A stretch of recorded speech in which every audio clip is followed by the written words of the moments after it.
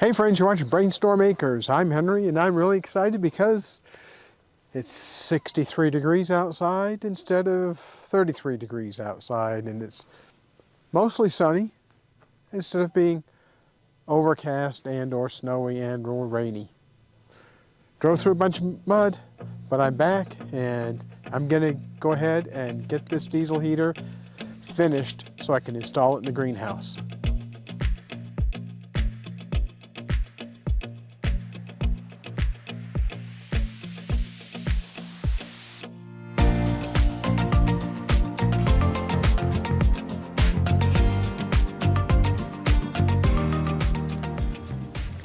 Now you may remember that I have a mounting plate that I'm going to use. I'm going to attach it to this piece of plywood.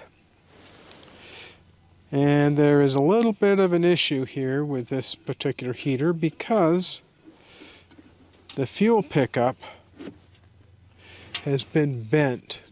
I think that probably happened in shipment. May have happened at the factory, I'm not sure. But I just have to force that through.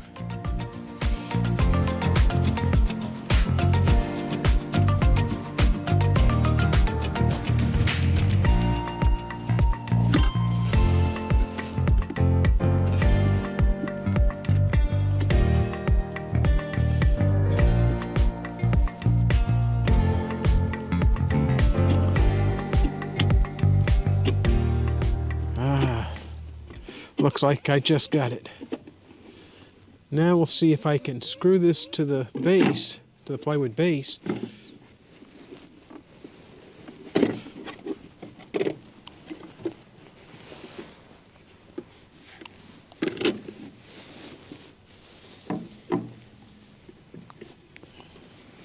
And the answer is yes, I can. Now, I've set this up in this direction on purpose because I'm going to put it on this north wall on the east side of the greenhouse. The intake for the air to be heated is on the left-hand side of this unit now, and the outlet over here is where the warmed air goes. So this is going to go back towards the center of the greenhouse. I may end up putting a deflector to shoot the air going back south, but this is going to go ahead and work.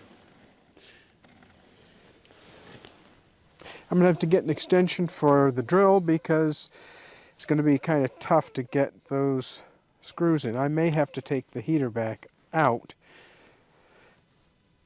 mount the plate onto the plywood, and then put the heater back in. Looking at it, looks like I may have some interference from this set of wires here, but I'll go ahead and I'll get something to have an extension and see if I can make that work. Well, I've decided to put this plate on the plywood base with some lag screws. These are 3/4 of an inch long. They will just barely go through the plywood, so that will be okay. It'll be on the bottom of the platform regardless. And I'm going to have to go ahead and take this plate back off because I can't get my drivers in that tight space. I'm going to drill the plywood so I can put these lag screws in without splitting the plywood. And then I'm going to fuss around with that heater and put it back through this plate.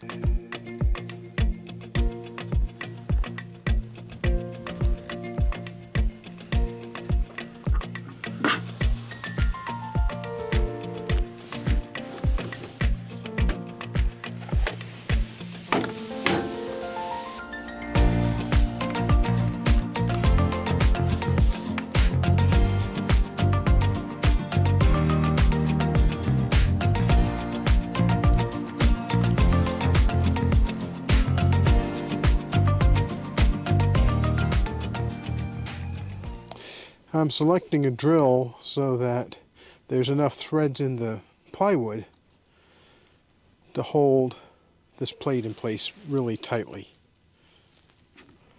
And I think this is going to be the one right here.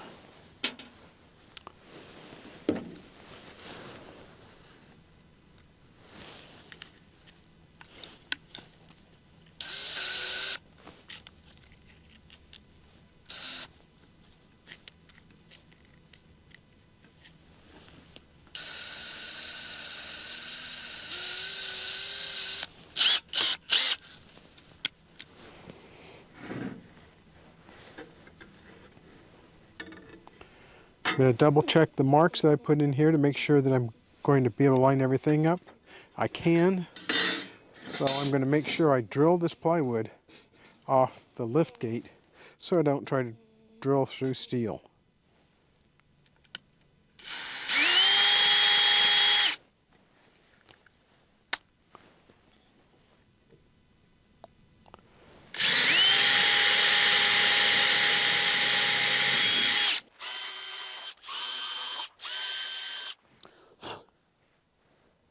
I'll take a look and see how those lined up.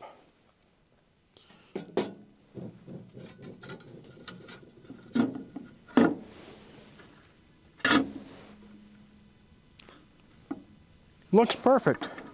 I'm pretty excited by this. I'm going to go grab my driver so I can go ahead and use the sockets that I have to drive those lag screws into the plywood.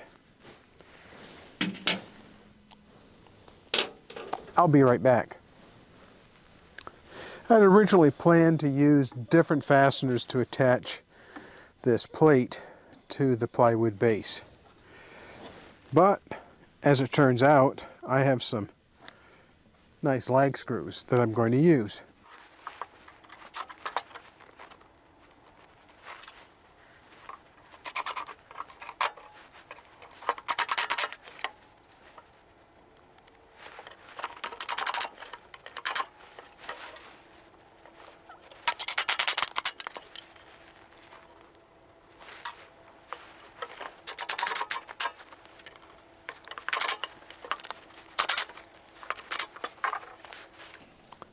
I'm going to attach the heater to this plate now. I'm getting really excited by this. It's getting done.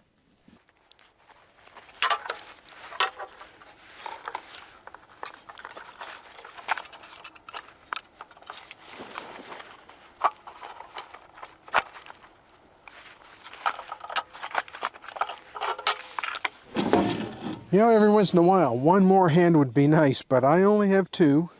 Irene's busy in the studio taking care of a few things there, so I've got to worry this on by myself.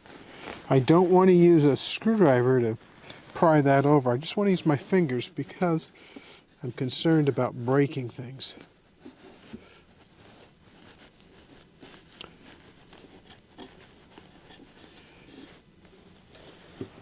And it's a pretty tight fit for my fingers. Well, I guess it's time for a screwdriver.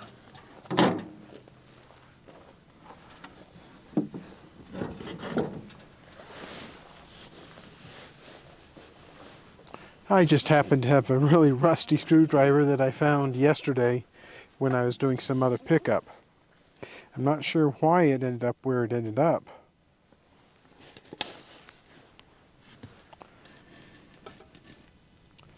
But it sure got a little bit rusty.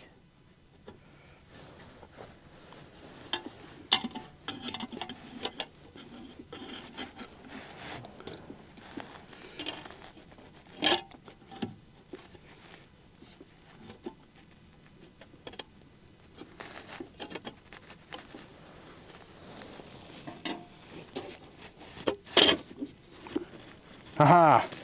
Got it. Now to grab some nuts to go on those bolts. And it's time to open up the parts bag. You know, I don't like to open bags up before I'm ready to start using the parts because all of a sudden you lose them and then you're out of luck. Because sometimes these things that are made in China have different threads than what are commonly available here in the US. It may be a different story in the UK or someplace else in Europe, but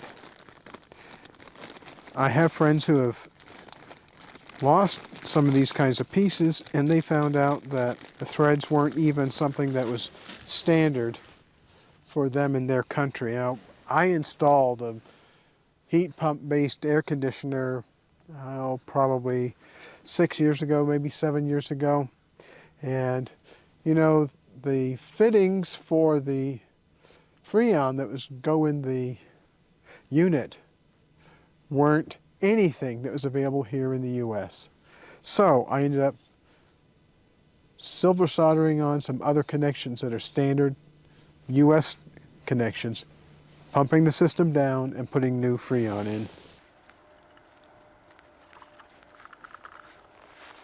Well, that's not going to come off now because I have one nut on. I need to dig 3 more nuts out of this bag. There's one.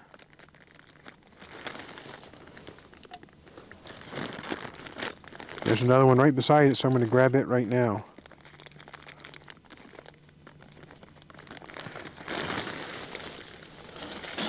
Because I've lost nuts before, I'm not going to take things out before I really am ready to use them right then.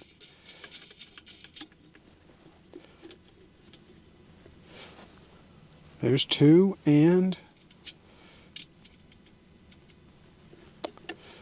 I now have 3 on, and I need 1 more, and there it is, right out there in the open. Still in the bag, but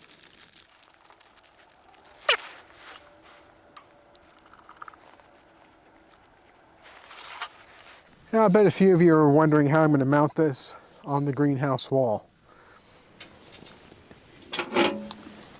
I'm going to use some brackets.